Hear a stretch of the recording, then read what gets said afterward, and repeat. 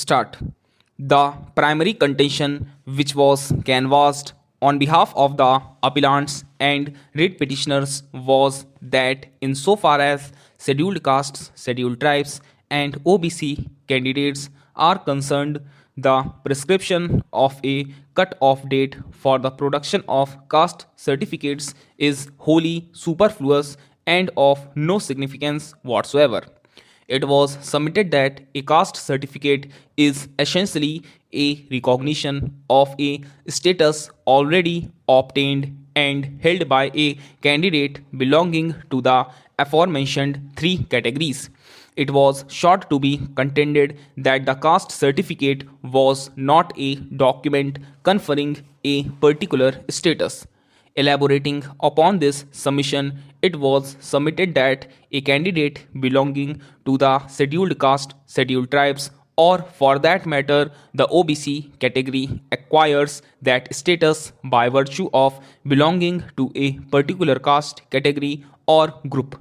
The certificate, therefore, it was submitted was in essence a recognition or certification of an already existing status.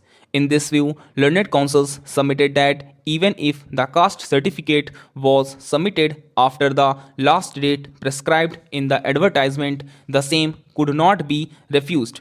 It was further submitted that the prescription of a last date for submission of such a certificate clearly did not prescribe to any rationale inasmuch as a holder of the said certificate belonged to that particular category even before the date prescribed in the advertisement and even thereafter.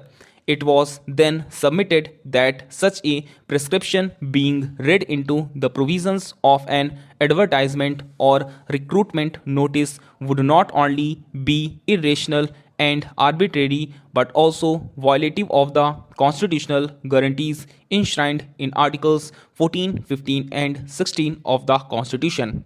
Insofar as question number 3 is concerned, the issue itself came to be formulated in a light of the submission advanced by learned counsels that there was no repugnancy between the creamy layer standards stipulated by the state and the union government.